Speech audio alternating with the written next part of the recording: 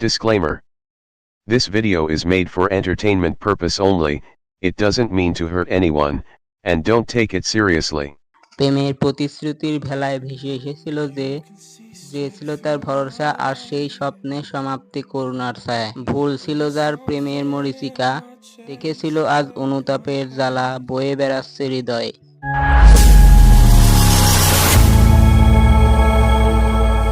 Hello guys, কি অবস্থা সবার, কেমন আছেন সবাই? আশা করি সবাই ভালো আছেন। বরাবরের মতো আর একটি নতুন ভিডিও নিয়ে চলে এলাম। তো তোমরা ইতিমধ্যে সবাই জেনে গিয়েছে যে প্রিন্স মামুন গ্রেপ্তার হয়েছে, কিন্তু কেন, এই সকল বিষয় নিয়ে আজকে কথা বলবো। চলো ভাই, দেখো আপনি কি করতে। বাংলাদেশের টিকটক প্ল্যাটফর্মে অনেক জনপ্রিয় ক্রিয়েটর আছেন যারা কিনা কন্টেন্টের মাধ্যমে প্রচুর ভক্ত সংগ্রহ করেছেন।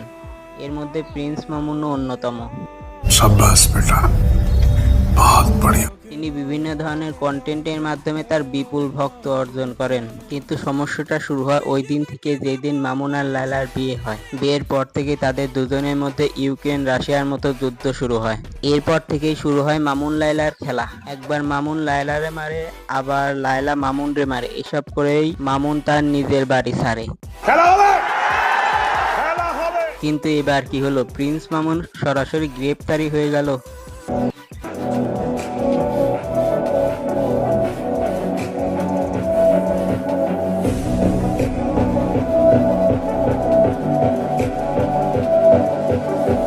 আসলে বিষয়টা হচ্ছে, প্রিন্স মামুন যিনি টিকটক জনপ্রিয়, বর্তমান ধর্ষণ মামলায় গ্রেপ্তার হয়েছেন। লায়লা আক্তার ফারহাদ তার বিরুদ্ধে ধর্ষণের অভিযোগ করেন, কিন্তু তারা তো বিবাহিত, তাদের মধ্যে ধর্ষণ কি করে সম্ভব? समझ रहे हो आप समझ रहे हो। হ্যাঁ ভাই, আপনারা ঠিকই ধরেছেন, তাদের মধ্যে কোনো বিবাহ হয়নি। আপনারা অনেকেই হয়তো এই বিষয়টি জেনে থাকবেন। লায়লা অভিযোগ করেন যে মামুন তাকে বিয়ের প্রতিশ্রুতি দিয়ে তার সাথে শারীরিক সম্পর্ক স্থাপন করে এবং পরে তাকে বিয়ে করতে অস্বীকার জানায়। এদিকে আবার আমাদের প্রিন্স মামুন কি বলে শুনুন। করছো, সে দুইটা কন্ডিশন দিছে যে 90 লাখ টাকা দিতে হবে, না হলে আমার সাথে থাকতে হবে। ওর বাসায় যে কার্যকলাপগুলো হতো, ওর বাসায় যে সমস্ত মানুষগুলো আসা যাওয়া করতো, এগুলো আমি অ্যাকসেপ্ট করতে পারতাম না। হ্যাঁ আল্লাহ ভাই, আমি কান ধরছি, প্রয়োজন নাকে খত দিব, ঠিক আছে? আমি আর ওর সাথে নাই। আমি যদি এখন ড্রিঙ্কস করে থাকি, আমি যদি নেশা করে থাকি, এটার পিছে দায় হচ্ছে ও। হ্যাঁ, আমাকে যদি 1 কোটি টাকাও বলে যে তুমি আল্লাহ একসাথে উদ্বোধন করো, সেখানে আমি রিজেক্ট করে দিব। না, আমরা স্বামী স্ত্রী না, আমি অবিবাহিত, আমি এখনো বিয়ে করি নাই, কিন্তু লায়লা অবিবাহিত না। যদি প্রয়োজন হয় আমি জেল খাটবো, তারপরে আমি হচ্ছে যে ওর কাছে যাবো না। এই যে মদের বোতল এগুলো সব ওরে দিচ্ছে, আমার সর্বোচ্চ চেষ্টা করবো টিকটক ব্যাগ কিনে দিচ্ছি। আমি কখনো ক্ষতি চাই নাই, কখনো ক্ষতি করি নাই। আজকে বলতে হচ্ছে বাধ্য হয়ে, কারণ আমার দেয়ালে পিঠ থেকে গেছে। আরো অনেক কথা আছে, যে তথ্য ফাঁস করলে ওরে এই মুখোশের পিছনের আসল রূপটা দেখতে পাবেন আপনারা। আরো অনেক স্ক্রিনশট আছে, অনেক ভিডিও আছে, অনেক পিকচার আছে, যেগুলো দেখলে আপনারা আসলে বুঝতে পারবেন এই লায়লা কোন লায়লা।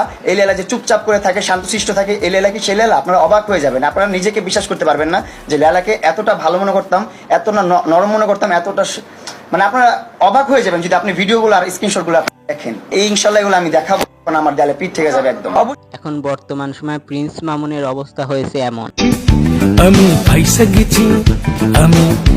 গেছি মাইন্ড করছি পায়। তো কে কে প্রিন্স মামুনের মুক্তি চান কমেন্ট করে জানাবেন।